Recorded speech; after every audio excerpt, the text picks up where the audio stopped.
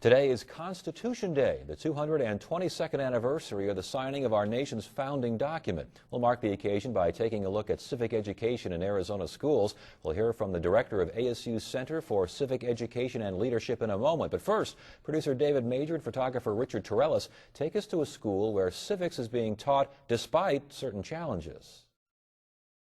We have Canada, and we have about 2 minutes. Lee Deramo teaches fourth grade at Lookout Mountain Elementary School in the Washington District. He helps his kids master reading, writing, and math. 54.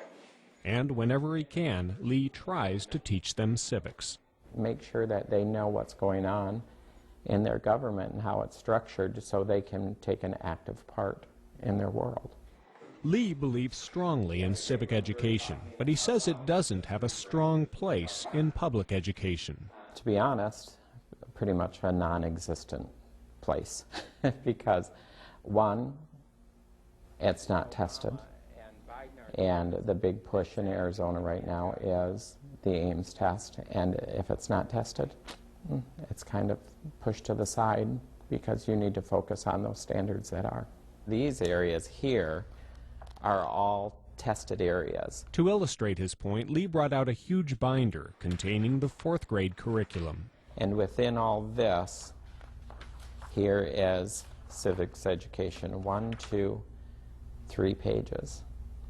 And so when these areas are being tested and this isn't, this is the first thing that goes out the door. Civics education tends to be the first thing to go. That might help explain why Arizona high schoolers had a hard time answering some questions. What do we call the first 10 amendments to the Constitution? Answer, the Bill of Rights. What are the two parts of the U.S. Congress? Answer, the Senate and the House. Matthew Ladner of the Goldwater Institute is reading from a list of questions included in a recent survey of about 1,300 students. We hired a survey firm to go out and survey high school students in Arizona, and we administered the United States citizenship test as a part of the survey. That's the test immigrants must pass to become a U.S. citizen. From a bank of 100 questions, they're given 10 to answer, and they must get 6 correct to pass. Overall, only 3.5% of Arizona public school students scored a 6 or better. The results were catastrophically bad. On public school students, only around a quarter knew who George Washington was the first president of the United States. About the same percentage can identify the author of the Declaration of Independence. That's really bad.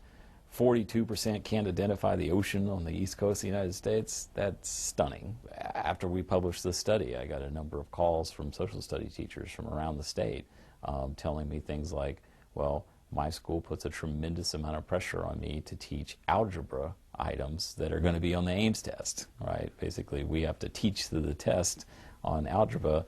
Social studies is not a part of the Ames test, and there's an expression that says that if you don't test it, the kids don't learn it. The idea of the 3 branches, but then it all twists together and it comes together as one government.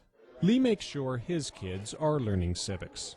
Today we're working on the 3 branches of government and how they intertwine with each other. As we get into it, it will be part of their writing lessons and it'll be part of their reading as well. So what you have to do is kind of sneak that civics education back into your curriculum. That's one way to get civics into the classroom. But what about the Ames test? If it's part of the problem, might it also be a solution? I'm open to a variety of different possibilities, but if the question is, should we include social studies and civics on Ames, my answer is yes. No. I think civics education is really an open education where there needs to be a lot of discussion, a lot of back and forth talk about what is going on in the government and what is going on in their world. When you stick that on an Ames test, it becomes very narrowed, very focused, and then those few things will be taught and not, well, it would be get them to pass that test for civics education, but really forget civics education.